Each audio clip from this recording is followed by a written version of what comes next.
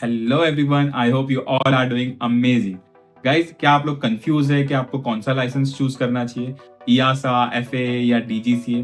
कोई बात नहीं, इस वीडियो में मैं आपको डिटेल में इन तीनों लाइसेंस के बारे में बताने वाला हूँ, जिसमें मैं आपको बताऊंगा इनके प्रोज, इनके कॉन्स, इनका कॉस्ट, अगेन इनकी जॉब अपॉर्चुनिटी और इनका रिकॉग्नाइजेशन, जिससे आपके लिए काफी इजी होगा कि आप लाइसेंस अपने लिए चूज कर सकते हो। अगर आप ये चैनल पे नए हो तो मैं आपको अपने बारे में बता दूं। I am Shoaib Shaikh, I am a commercial pilot. इस चैनल पे मैं एविएशन रिलेटेड वीडियोस पोस्ट करते रहता हूँ। अगेन गाइज, अगर अभी तक के आप लोगों ने मेरे चैनल को सब्सक्राइब नहीं किया है तो पहले जाके आप मेरे चैनल को सब्सक्राइब कीजिए and press the bell icon, जिससे आप मेरी कोई भी अपकमिंग वीडियोस मिस नहीं कर पाएंगे। सो गाइज, आइए वीडियो की तरफ बढ़ते हैं। So guys, let's start with basics. सबसे पहले जानते हैं इनका फुल फॉर्म क्या होता है। ईआसा का फुल फॉर्म होता है European Union aviation safety agency. It governs all aviation rules in Europe. FAA का फुल फॉर्म होता है federal aviation administration. It is a US aviation authority. And DGCA, it's India's directorate general of civil aviation.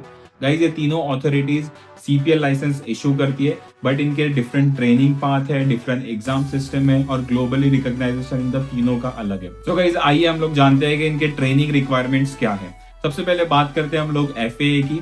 FAA में आपको mostly 250 hours करने होते हैं part 616 में, और पार्ट 141 में आपको 190 आवर्स करने होते हैं। अगेन गाइज, इनका जो इसमें एग्जामिनेशन जो है, इसमें एक रिटन स्किल एग्जामिनेशन होती है, प्लस इसमें कुछ चेक राइट्स आपको करना होती है। इसमें पूरी टीचिंग जो है वो आपको इंग्लिश में ही होती है, प्लस इसमें फ्लेक्सिबिलिटी होती है इसकी फ्लाइंग स्टाइल में, या फिर इनकी ट्रेनिंग स्टाइल में थोड़ी फ्लेक्सिबिलिटी होती है। सो गाइज, आइए अब ईआसा के बारे में बात करते हैं।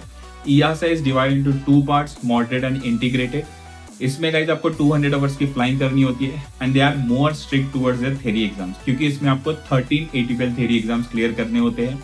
एंड गाइज, इसमें multi crew cooperation training is required, which is must, आपको करनी ही होती है इसमें। अब बात करते हैं DGCA के बारे में। DGCA में आपको 200 आवर्स की फ्लाइंग करनी होती है, कोई भी DGCA अप्रूव फ्लाइंग स्कूल से। प्लस इसमें आपको जो एग्जाम्स है वो 6 एग्जाम्स क्लियर करने होते हैं, इंक्लूडिंग RTR, जिसमें आता है आपका navigation, regulation, metrology, technical general, technical specific and RTR। और इसमें क्लास 1 मेडिकल टेस्ट करना होता है। अब बात करते हैं इसकी वैलिडिटी एंड रिकॉग्नाइजेशन। सबसे पहले बात करते हैं हम लोग FAA लाइसेंस के बारे में।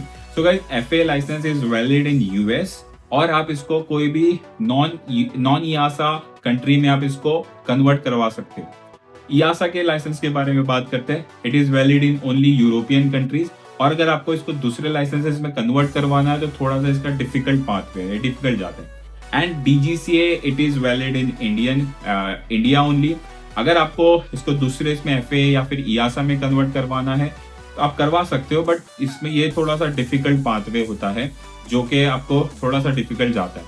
Guys, let's talk about their cost and duration. सबसे पहले बात करते हैं हम लोग FAA की। FAA में मोस्टली आपको जो खर्चा आता है, इट इज अराउंड $70,000 to $80,000, जो कि आपको 60 लाख से 80 लाख के बीच में आ जाता है, और इसमें आपको टाइम लगता है 11 to 12 मंथ्स। ईआसा की अगर हम लोग बात करते हैं तो इसमें आपको 70,000 यूरोज टू 90,000 यूरोज तक के खर्चा आता है, जो कि वही आपका 70 लाख टू 80 लाख के बीच में ही आपका खर्चा आता है, और यहाँ पे आपको 12 से 18 महीने लगते हैं।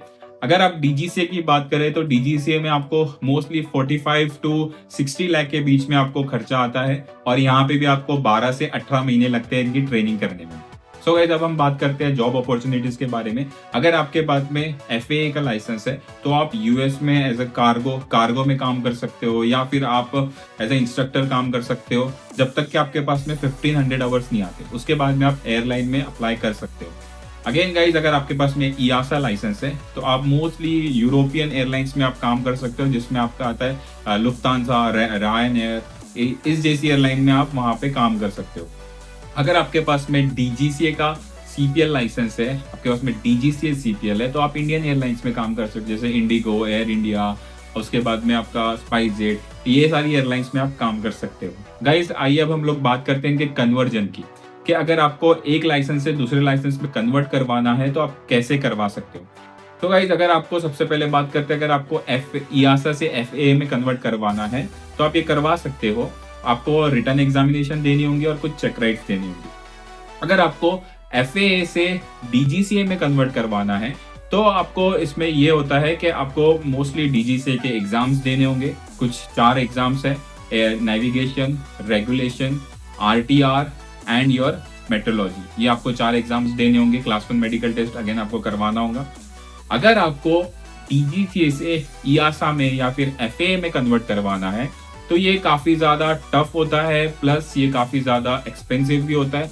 बहुत कम लोग ये पाथ चूज करते हैं। सो गाइज, आपको कौन सा लाइसेंस चूज करना चाहिए?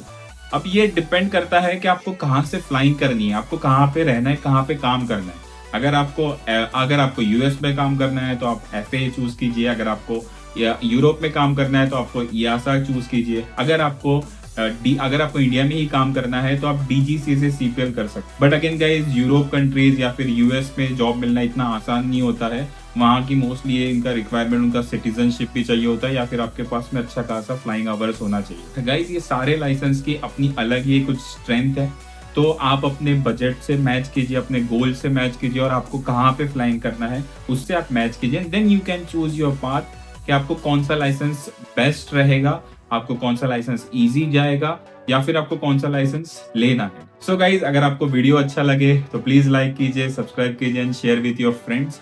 And you can ask me questions, whatever questions you are having, you can ask me questions in comments. I'll reply to all your questions.